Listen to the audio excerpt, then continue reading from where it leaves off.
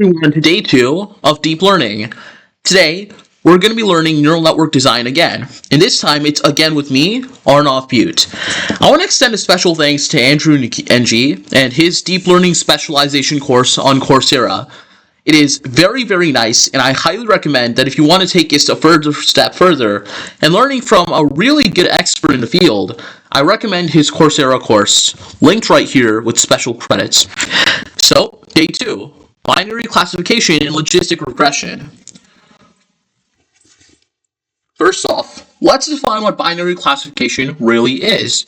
So, assume we have two classes, for example, a cat and a dog. A binary classification would indicate that a cat could be represented by the value of 1, while a dog would be represented by the value of 0. And that's exactly what binary classification is. It's trying to classify between just two classes, so 0 or 1, or true and false. And that's why it's called binary, because it's represented by the values 0 and 1. So, what we really do in machine learning is take and represent this, for example, image as a feature vector. For example, this image right here is represented as RGB channels. There's a red channel, a green channel, and a blue channel.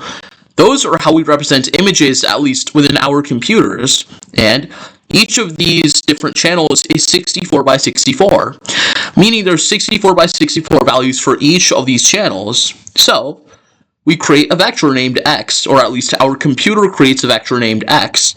X has all the RGB values between every single one of these channels, and the ultimate number of dimensions that x has is 64 by 64, representing one channel, and then considering there's three channels, the red, green, and blue, there's a total of 1288 dimensions of any given vector.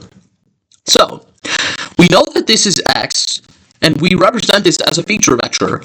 Now, we want to get an output y.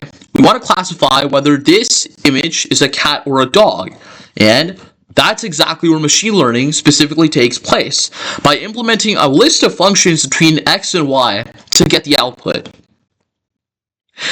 Let's define what x and y really means in the context of a dataset. For example, lowercase x here indicates a feature vector, or just a single input x, and it represents, for example, the first example.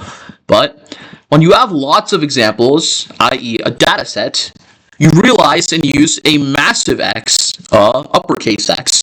And this is basically a matrix of all these different feature vectors, all these different inputs for every single example. So, this feature vector could be x1, and it would be represented here. And this dog could be represented by the feature vector x2, and that would be represented right here.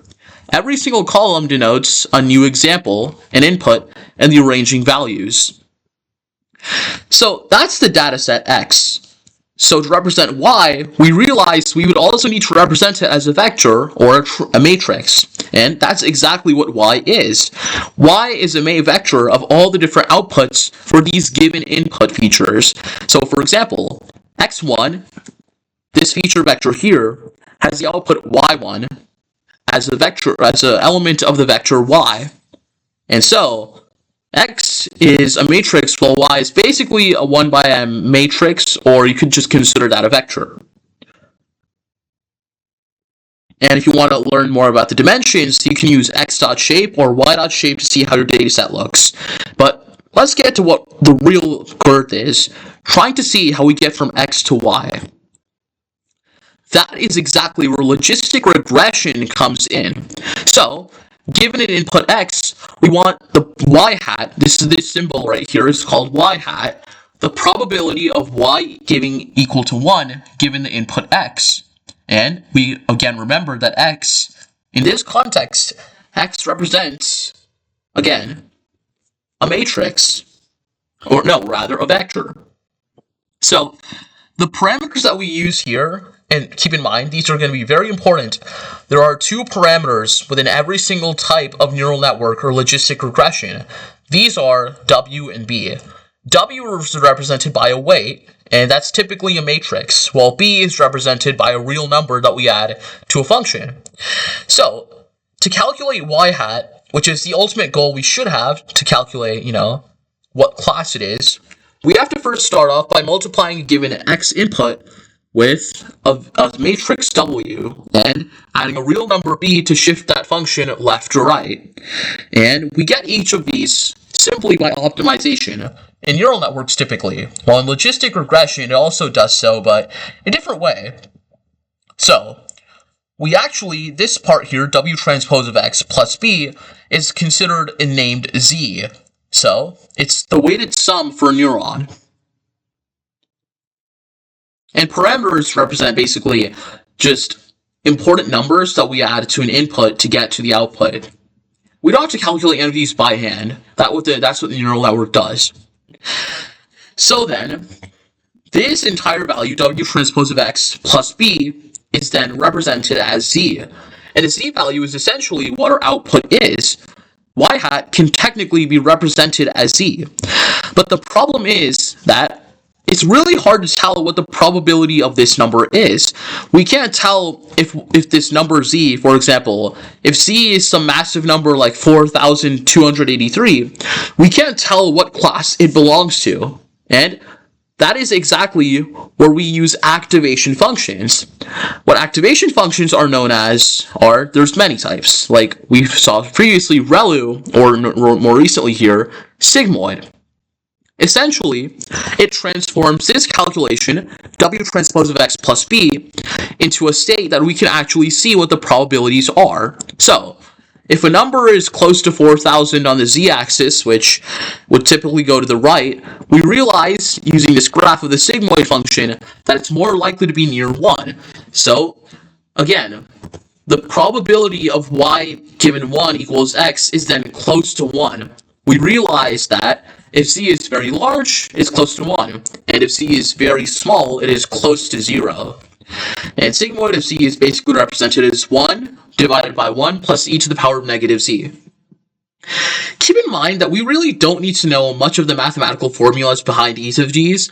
You just need to know what w and b are, which are parameters that ultimately influence, and we get a value z, and then we use a function over z to find the ultimate probability distribution.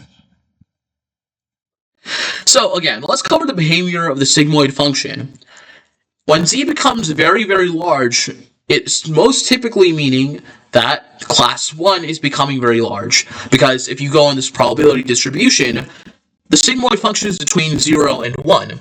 So when z becomes a large positive number going to the right side, then z goes to 1. When it's a large negative number, like negative infinity, it goes towards the left, closer to 0. Again, this is what we use, again, as a function to calculate the probability of an output given the input. So, this is essentially what forward propagation is within neural networks. Forward propagation is known as a step where we have all of these different inputs, for example, input x, another input, and their corresponding weights, which are essentially multipliers for each of these inputs, and a bias b. We calculate z, which is this value here, W transpose of x plus b, also represented here, and once we use that, we just calculate the probability of y hat, represented right here.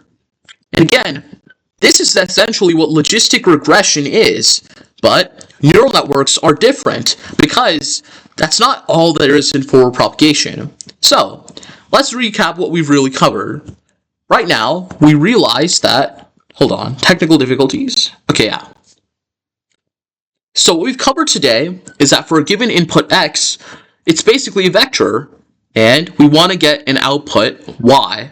The best way to do this is through logistic regression, which is how neural networks effectively work. And we calculate a value z, and then use an activation function like the sigmoid function to calculate y hat, which is ultimately what we want. And that's just one aspect of neural networks. In the next video, we'll cover backpropagation and other methods.